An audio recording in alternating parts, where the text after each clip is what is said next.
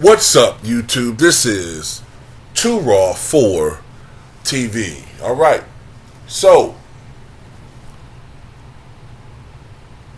the reason why I and many others have been so merciless when it comes to going after a particular player that was born in Akron, Ohio, is because of the hypocrisy of his fan base.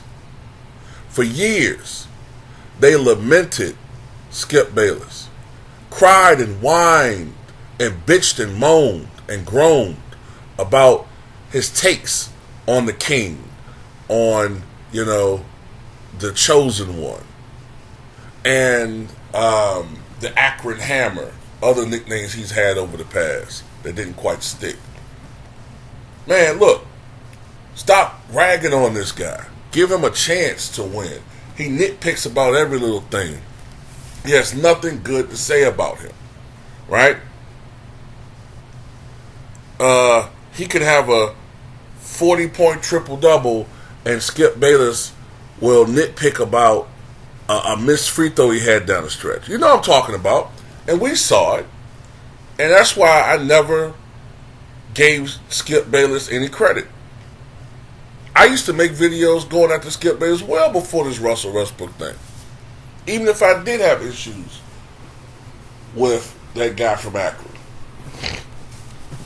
But now that he seems to be shifting his focus to Russell Westbrook, a lot of these same fans who cried and moaned and bitched, all of a sudden cheering Skip. Why? Because they have shown all along that they're not the rational ones. They're not the ones who try to be objective but have a soft spot for this player.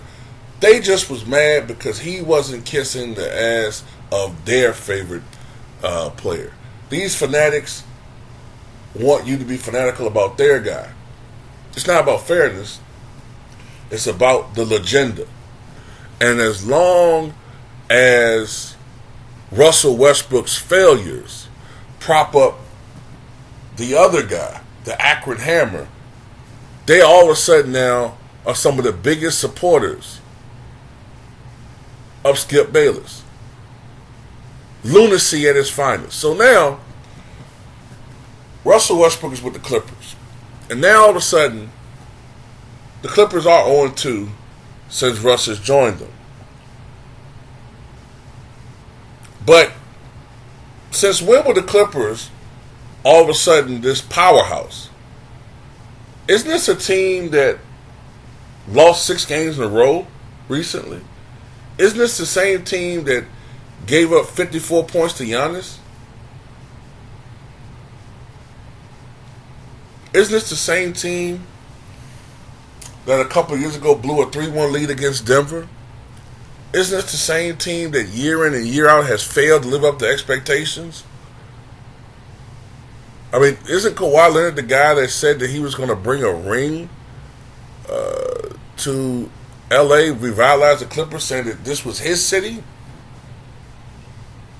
But now all of a sudden, because of 2 measly games, it's Russ that's the problem. Never mind that Russell Westbrook didn't play. Hell, I don't think he played any of the fourth quarter.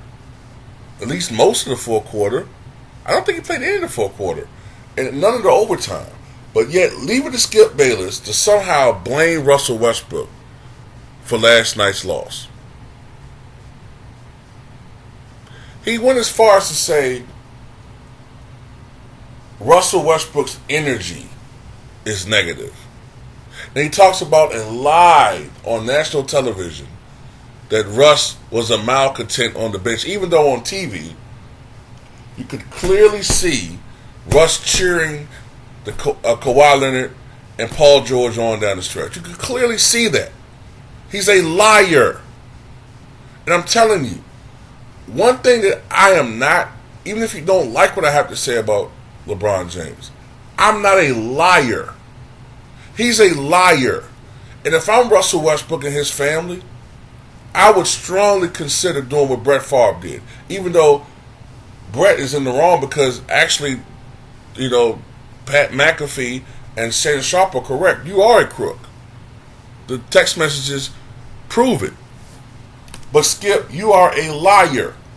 And if I were Russell Westbrook and his family, I would seriously consider suing your ass for libel. You crybaby. You think you can sit there and lie and no matter what the hell the player does, you create this agenda where his family's being harassed, his kids being harassed in school, his wife being harassed on social media by idiots, partially because of you and that stupid show. You pathetically and pettily showed 2 turnovers. Russ had 2 turnovers. One of them, to me, was Mason Bumley's complete fault. It's not Russ's fault that Mason Bumley fumbled the damn pass. The other one, okay, you can say Russ kind of forced it in there, and that was his fault. Okay, 1 turnover his fault. The other one, Mason Bumley's fault.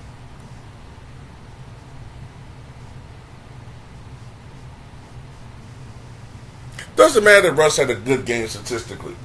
Doesn't matter that it was Paul George that threw terrible passes, much worse than what Russ did, that actually blew the game down the stretch, as Paul George tends to do, choke. But no, your agenda against Russell Westbrook is so obvious. I'm going to tell you something else too.